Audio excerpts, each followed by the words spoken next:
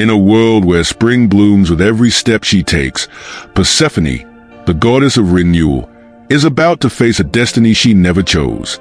Kidnapped by Hades, the dark lord of the underworld, she is torn from the earth she loves and thrust into a shadowed realm where life and death are in constant balance. Amid the cold, eternal darkness, a strange bond begins to form between Persephone and the very god who stole her away. But as the seasons shift, Persephone finds herself caught between two worlds, one of life and warmth, and another of death and shadows. Will she embrace her role as both the queen of the underworld and the goddess of spring, or will the pull of the living world prove too strong to resist? Persephone, the daughter of Demeter, the goddess of harvest, had always lived a life surrounded by the beauty of the earth. She was the embodiment of spring. Her presence was as gentle and refreshing as the first blooms after a long, cold winter. With each passing season, flowers bloomed beneath her feet, and the air carried the sweet scent of new beginnings. Her mother, Demeter, nurtured the earth with love and care, ensuring that all plants thrived in the warmth of her affection. Persephone, in turn, was a radiant child, a living reflection of the season's vibrant renewal. However, as perfect and harmonious as her life was, it was always bound by the familiar.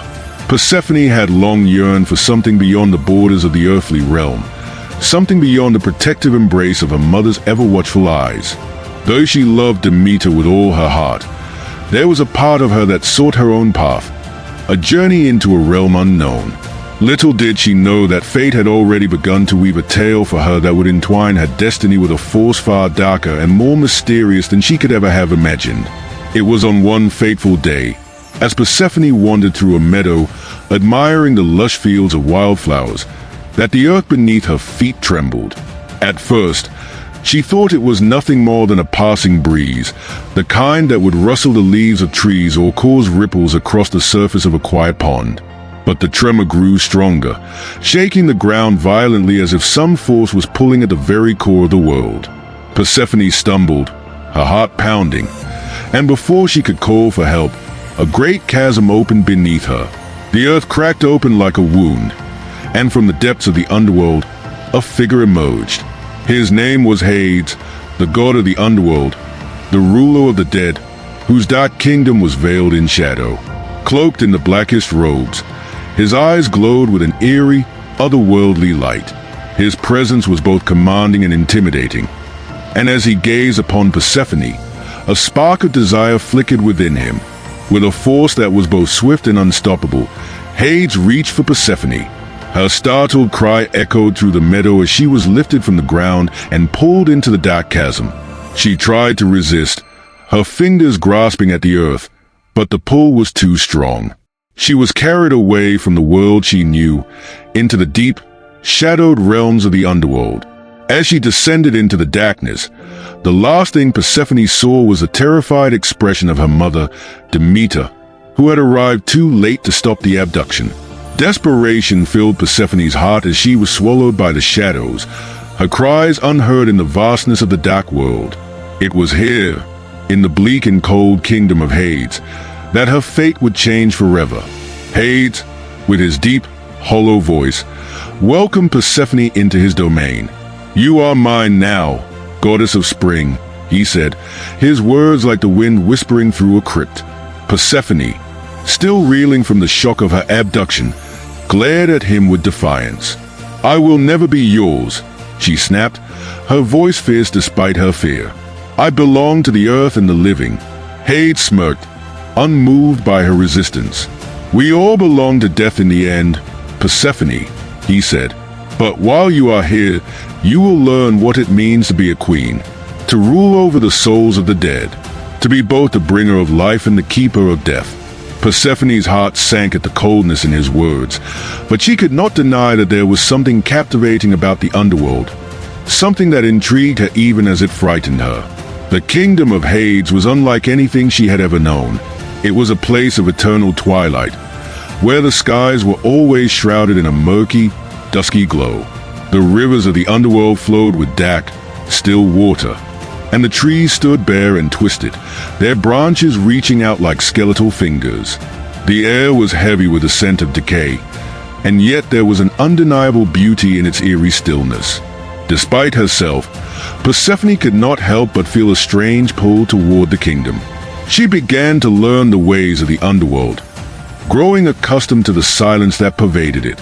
She was introduced to the souls of the dead, who wandered in a fog of mist, unable to find peace.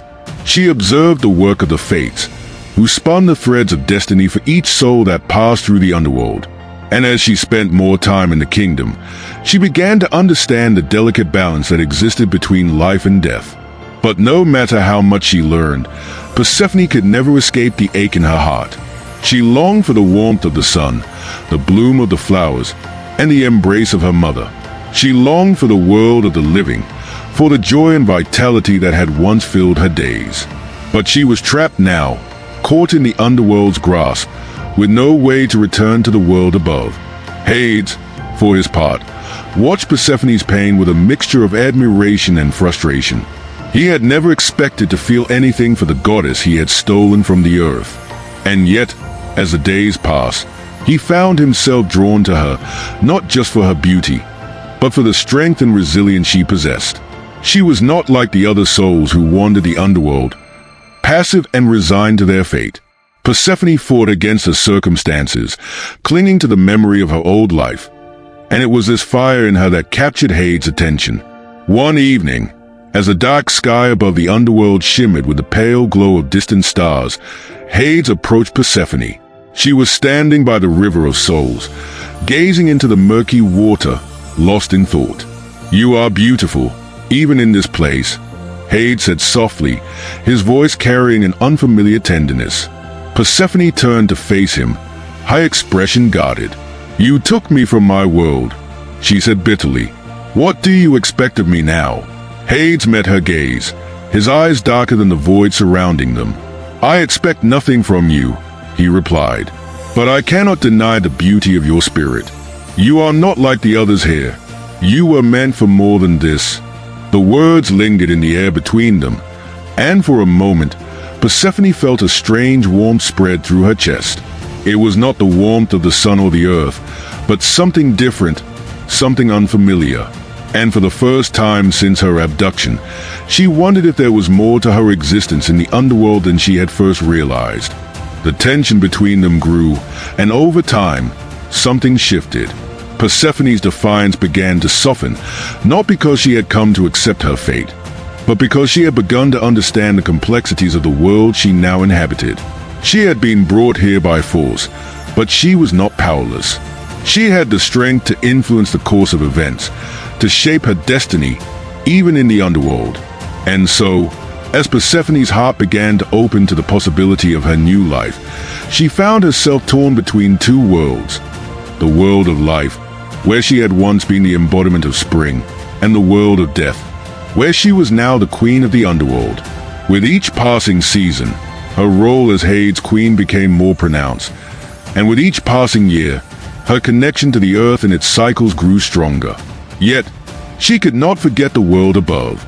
Every year, Demeter would search for her, weeping for her lost daughter, and when she found her, Persephone would return to the surface, bringing with her the renewal of spring. For those brief months, the world would flourish again, and the earth would rejoice in Persephone's return. But when the time came for her to return to the underworld, the earth would wither once more, and the cold grip of winter would descend upon the land. This cycle continued for years, the world above and the world below bound together by the fate of one goddess. Persephone had become both the bringer of life and the keeper of death, a being who existed between two realms, her heart divided between the warmth of spring and the chill of the underworld. And as the seasons turned, Persephone came to realize that her story was not one of tragedy, but of transformation. She was no longer simply the goddess of spring, nor was she just the queen of the underworld. She was both, and in her duality, she held the power to shape the world in ways no other goddess could.